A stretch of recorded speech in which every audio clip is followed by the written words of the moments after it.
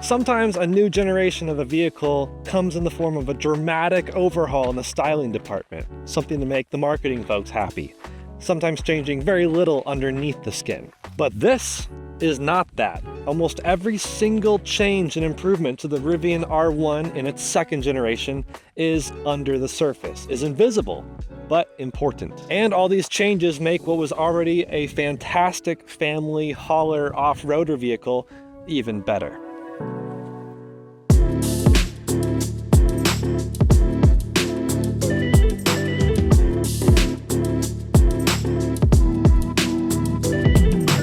First, let's judge this book by its cover. It's surprisingly polarizing. I've met folks who love it, and I've met people who absolutely despise it.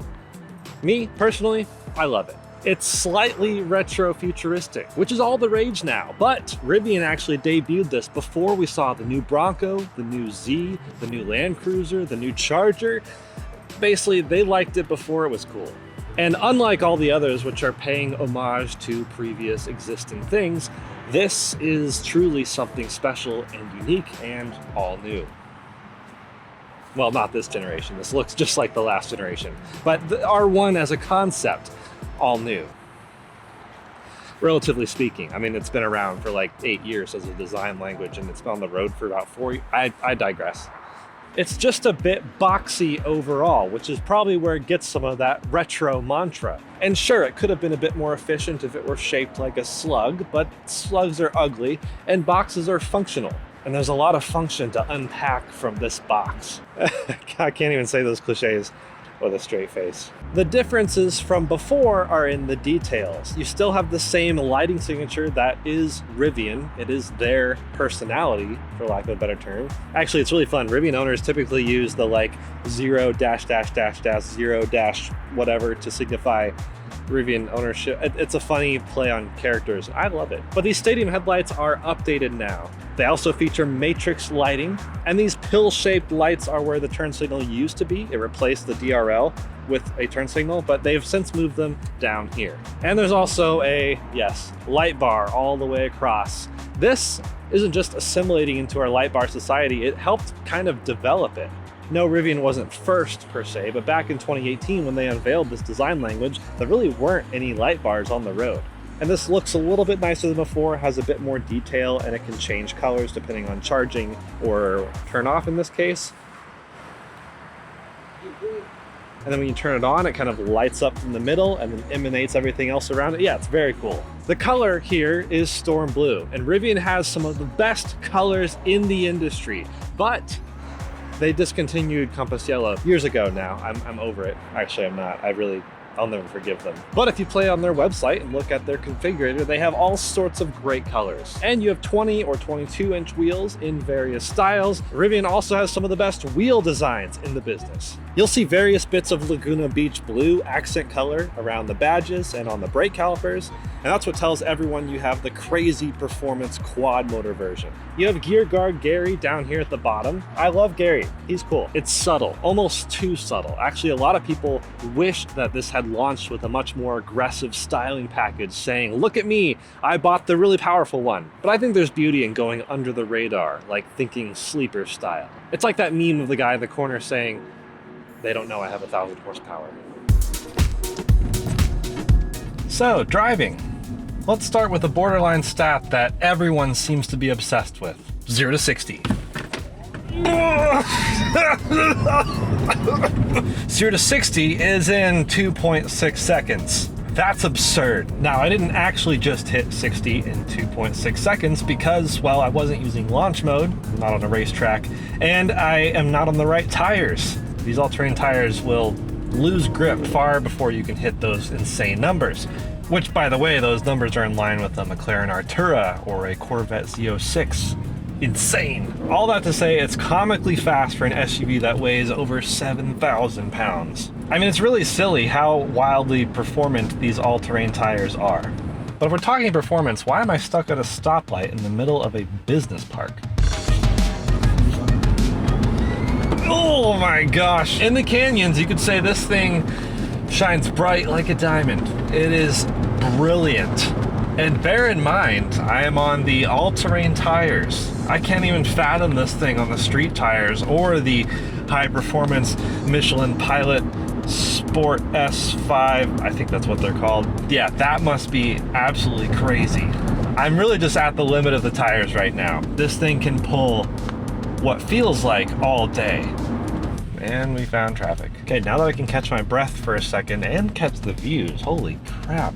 It's not normal for me to test a family SUV in the canyons because why would you care about limit handling in most family SUVs? But this is the quad motor. This is the spicy 1,000+ horsepower model. And so even though this is admittedly an edge case scenario, there are more people sitting on this edge looking at the quad motor R1S than there would be on a lot of other family SUVs. It's something you can truly take to soccer practice and then hit the canyons on your way home and have a blast. Now, obviously I'm in sport mode, which is what you'd want to use here. It lowers and stiffens the suspension and gives you a nice, proper, dynamic feeling. The roll control is really excellent. This doesn't feel like a boat going around the bend, but instead it feels composed. And granted, I don't have like a ton of steering feel or feedback, but that isn't retracting from my fun. And when you're done, you can just throw it on universal hands-free and enjoy the rest of the drive hands-free. I love technology. Oh. It doesn't seem to like really aggressive curves. All right, now that we're back in reality where people would normally be driving a big SUV, we can talk about some of the actual improvements you'll notice day to day. I'm happy to say the suspension has been considerably improved. It seems to settle itself over more bumps, although you can still feel little undulations in the road. Think tiny reflective markers or little cracks, but overall it feels compliant, it feels premium, and I've loved driving this around pretty much every type of scenario. Driving around town is probably when you'll be using all-purpose mode or even conserve mode, which makes it the most efficient, probably your only chance at hitting the range number you think it's going to get. Conserve mode in most Rivians means one motor. It turns off the rear axle and just runs with the front, but when you have a quad motor like this, that still means two motors are working. So sure, 2 is more efficient than 4, but still not going to be crazy efficient. Now, a common concern with these off-road capable tires is, well, how's the road noise? But this is actually pretty isolated. This cabin is really nicely sealed, and I don't feel like I'm hearing or even noticing which tires I'm running. You will hear some. They are going to be more noisy than the normal sort of day-to-day all-season tires, but that is still a trade-off. I mean, all-terrain tires are going to be less efficient and a bit noisier. But you also hear a lot of motor whine, and I love that sound, especially on the quad motor. But what about charging? I don't know where that accent came from, but I do know that charging has gotten really, really easy these days. You just pull right up, plug right in. Yeah, that was pretty easy, honestly. See, you don't have to just take my word for it.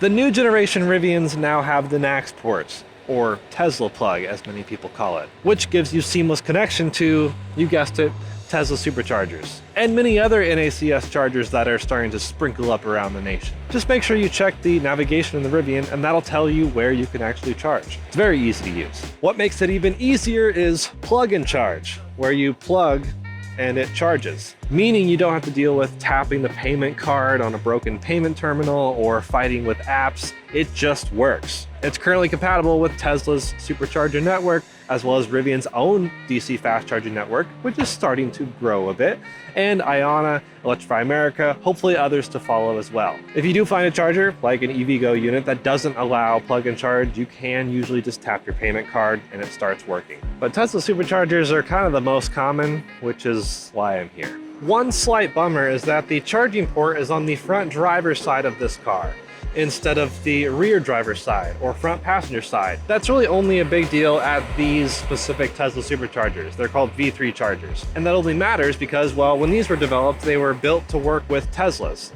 which have the charging port on the other side, meaning this is actually the parking spot for that charger, which now no one can use because there's a no parking area next to it. And I am now using the charger for this parking space. But I feel better about that because an EV9 just pulled up that's now using the charger from that parking space. It'll become less of a mess as Tesla starts replacing all these with their new chargers, which is already happening. But you probably care about, well, how fast does this thing actually charge? Well, 10 to 80%, which is a pretty common metric, is about 35 to 45 minutes, which is definitely not class leading, but also not like way behind the pack. It's just kind of half decent, I guess. Now, although the average charging stop is a bit longer than some of these Teslas who are also charging here, you have to keep in mind that is a lot of energy being put into this battery, which is almost double the size of a Model 3, for example. Pause. That battery, 7,776 cells. What would make it an even 4 7s? This right here. This is the flashlight. This thing will do up to 1,000 lumens of brightness, and it lasts for 1,000 hours on a charge. But there you go, 7,777 battery cells, if you include that one.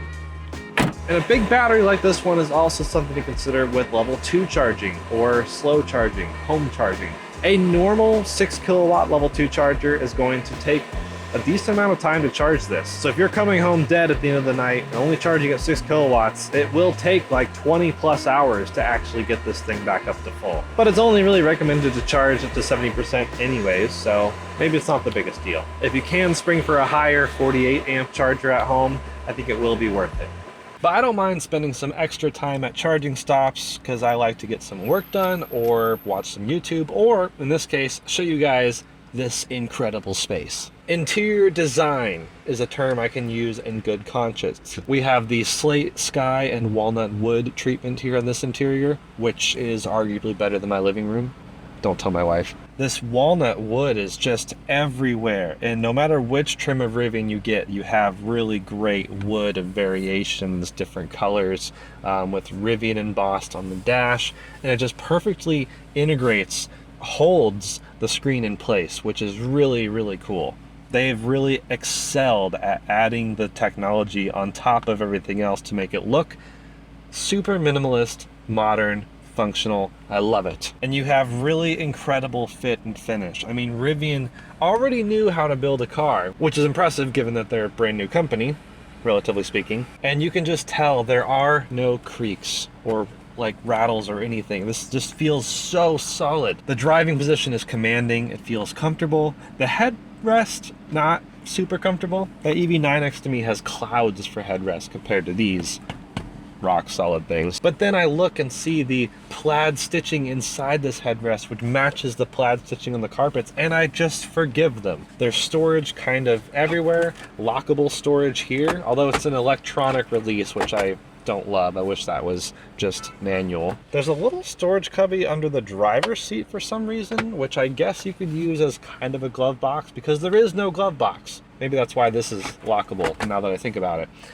Some people have complained about no glove box, and well, the Rivian R2 has 2 glove boxes, so they've perhaps solved it twice over. You have heated and ventilated seats in the front, which is great. A heated steering wheel. I wish it was multiple levels of heating. It's just one level. You have dynamic glass, which is pretty cool. It can become translucent or kind of transparent, and it's very effective in keeping some of the heat down up there. And just the glass itself, all the way back through the 3rd row. I guess the 3rd row is a separate pane of glass that doesn't have the dynamic function, but still amazing to have the brightness, the lightness that extends all throughout the cabin. This is no caves.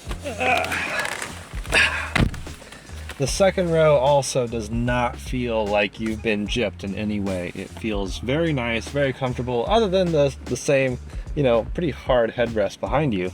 But again, the material choice extends back here, which is important because so many other cars, the niceness ends behind the front row. The front row itself is wrapped in this nice fabric. You see more of the interesting plaid texture extend back here. This is all in the Ascend interior, by the way, meaning the premium interior. There is also a base interior, which is also nice and fine. It's just not quite as nice as this. You even have a holder hanger thing here with a USB port and USB ports down here to plug in all your devices. You have a screen down here to adjust your heated seats, which, by the way, 1st, 2nd, and 3rd row, all heated seats. Just no ventilated seats back here, like I said. Music controls, and you have manual vents, which are going to be great. No vents up in the B pillar. That would have been extra special, but that's fine. These work quite well. And sitting behind myself, I have plenty of leg room. I have plenty of space for my feet below the seat, and you have some cup holders here if you have no center passenger. Unfortunately, if you do have a center passenger, there's basically no cup holders whatsoever. But now for the ever important 3rd row test.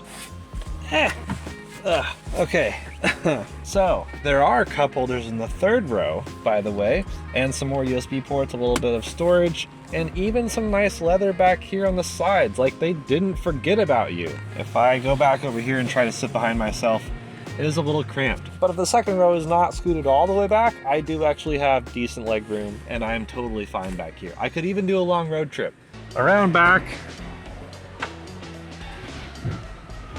pretty decent storage space, as you can see. Split tailgate, which is nice. It means you can hang out with all your BMW and Land Rover friends without feeling too left out.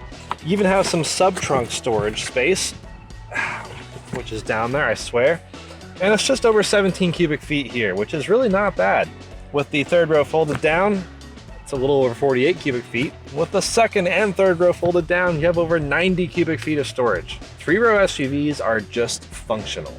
Love it. It's a decently high loading area, but I love that you can fold the tailgate down and have this space to help you load, or you can sit by the ocean and watch the waves or something. And it's nice to be able to put this up and then load things in here and not worry about them flying out. You can fold the third row down from back here, but it is not really possible to then raise it from back here. You have to go all the way around, hit the button again, pull it up. It's a bit of a hassle if you ask me. Up front, another powered lift gate situation and a pretty sizable front trunk, about 11 cubic feet, which is like almost the space behind another third row. Super fantastic, nice exterior lockable storage. This is really cool space. This is where I would keep my charging cables, my car wash detailing supply. It's where they have the cable to connect to the hose air compressor in the trunk, which is how you can air up your tires after you're off-roading. It just feels like they thought about a lot of things, and I appreciate that.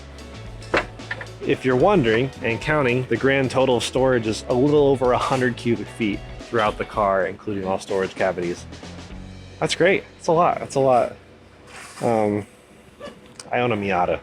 In the software, notably, there is no Apple CarPlay or Android Auto. And this is intentional, by the way. Rivian has decided, and I agree with them, hot take, that you don't need those if you have really good software. Let's just start with some of the graphics itself. This is the Unreal Engine, which shows different drive modes.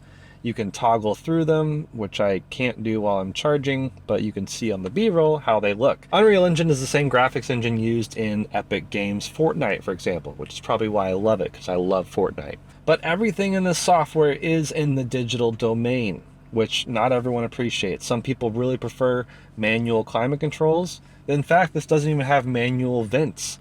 You have everything digitally. I think it's fine because it is easy to use. Like I said, it's reactive, it's fast, it's snappy. And touchscreen vents for me are a set it and forget it method. My wife, a different driver on this car, would have vents she wants a different way for her height. And she also never has to touch them because the vent selection and where they point are saved to your driver profile. But yes, you'll have climate control actually tied to the screen itself. Sorry for you button enthusiasts, there's very few buttons in this entire car. I also don't need CarPlay because, well, my Apple Music is here, Spotify is here, it supports Dolby Atmos through its elevated Rivian sound system. And while I am admittedly a huge Dolby Atmos fan, not actually my favorite in this car. The sound system's fine, but it's not amazing. It doesn't have incredible presence. Even though there's a sub in the trunk, you can't really hear it or feel it. The cameras are also really fantastic. They are super clear, super crisp, and very responsive, showing very fast response rate.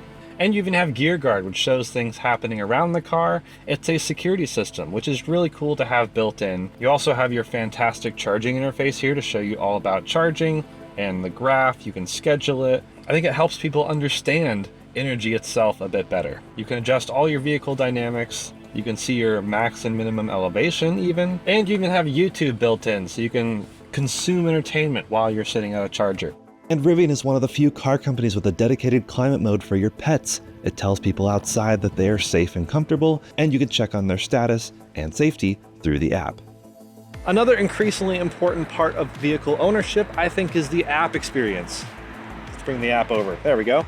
This is the Rivian app. It is super great. You can, of course, see your range remaining, your state of charge, what drive mode it's in currently even, whether the vehicle is locked or unlocked, and I can send a command to change it just like that. You can also see some other controls, opening the frunk, the lift gate, venting the windows. You can of course adjust your climate, precondition it to prepare yourself for a cozy comfort while you're perhaps in a bright sunny summer day. You can check your energy details, whether you're currently charging, and then adjust that charging limit or see how much charge has gone into it. You can set charging schedules, and you can even see your gear guard situation. So you can connect to the vehicle and look at the cameras in real time. I will say their app is sometimes a little slow to react. It's not nearly as responsive as Tesla's app, but it's really quite good. I mean, look at this. Here's the front camera once it loads. And there I am. That's pretty meta. And that's the gear guard Gary, by the way, the same thing from the tailgate. He's like their mascot in a way. You can do updates, maintain security and access. If you want to give someone access to your vehicle, you just send them a link. I can drop my car off at the airport, go on a trip, leave it at the airport for a friend to come pick up. No need to exchange keys. It's all done through this. Oh, and by the way, there's 5 types of keys: digital key, a watch key, phone key, a key fob, and a card key. It's a lot of keys. And that's only the first tab. There's also the navigation tab, which this is actually what I use the most, where you can actually type in a route. You could say, let's go to Las Vegas, and you can send a route. You can send it to the car, but you can also just route plan. You can say, I'm gonna leave Irvine, California and go to Las Vegas. And then, you know what? Let's go back up to Denver, Colorado, where I'm from. It'll map all the charging stops, tell you where to stop, for how long to stop, notify you about traffic. Obviously, there's a little traffic leaving LA, it looks like, but it's fantastic. And this same exact route planner exists in the car itself, so it's a nice, seamless experience. And then once you're done planning a route, you can just send it to your car. Easy as that. And this is also where you can request service and make appointments on your car in case something happens, you gotta get new tires, whatever it is. Now, something else to make day-to-day living much easier is Rivian's ADAS system, or driver assistance, which is their Autonomy Plus platform. In this case, it gives you what they call universal hands-free, lets you just sit here without your hands on the steering wheel, it's the hands-free, and it will just drive for you. Now, it is using the lanes, so it has to be on a road with marked lanes, and it will follow cars and come to a stop if the car in front of you comes to a stop, but it can't understand road signs or stoplights. This is not point-to-point navigation like you would see on a Tesla. This is a bit more in line with, say, Ford Blue Cruise or GM Super Cruise, where there's still kind of a dumb system, but with a lot of promise to get really smart into the future. Auto parking should be coming out later this year, and I know Rivian is working on point-to-point navigation becoming something in the future. Now, the screen in front of me says traffic light ahead, proceed with caution every time you approach an intersection. So at least it's smart enough to know that it's not smart, if that makes sense. But in this case, approaching a red light, I will have to do the braking. So around town, it can be helpful, especially in traffic jams, but I find it most useful on the highway.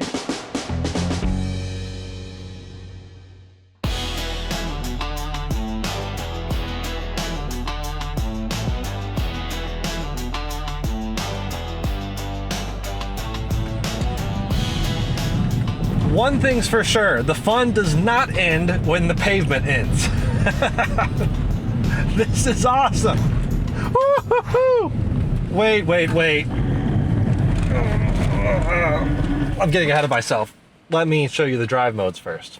When you are ready to jump off-road, just jump over there, confirm, and then it shows you all the off-road modes. And of course, you can see the graphics. Got all-terrain, rock crawl, you have rally mode, drift mode, and we have soft sand, which we are in.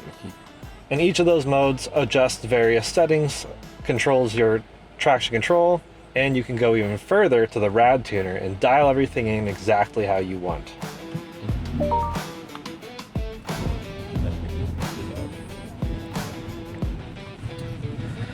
If you get in a pinch, you can also kick turn, as they call it. It's like a tank turn, but less military, I guess. There are a lot of things that go into contributing what makes a car good at off-road or not as good, and this has a lot of those good things. One of which is just pure ground clearance. The air suspension has like 5 inches of up and down variance that you can actually go, all the way up to 14.9 total inches of ground clearance, which is totally wild. And it gives a lot of flexibility for, getting over obstacles in places where you have a lot of undulation. For those who care, here are the approacher, departure, and breakover angles. Pretty impressive. And you can even ford water at up to 43 inches deep. That's like deeper than the swimming pool you take your kids to swimming lessons in. You also get great articulation, and actually no sway bars to be found. A lot of intense off-roaders out there give you sway bar disconnects and things like that, but this doesn't even have sway bars. It has what's called electro-hydraulic roll control. Basically, hydraulic chambers controlled through electricity at each corner to fully adjust how much roll you're actually giving, and it allows each wheel up to 6.5 inches of suspension travel. It's actually pretty great. A lot of people have compared this to the Chevy Colorado ZR2 in terms of off-road articulation performance, like Baja racing. That's probably good. I haven't driven the ZR2 off-road, so cool. And then these cameras are obviously fantastic to know exactly where you're putting your wheels. Now, as we're getting up to a bit of a section with some climbing and being in sand, it's a bit kind of low mu surface, you could say. There are also no locking differentials on this thing. That's a bit of a different approach compared to many off-roaders, but this doesn't really need differentials in the traditional sense because there's a motor, like I said, at each wheel giving you full adjustability in how much it's actually driving forwards or not. So no mechanical limited slip differential or locking differential needed. And launch. Woo-hoo-hoo, let's go.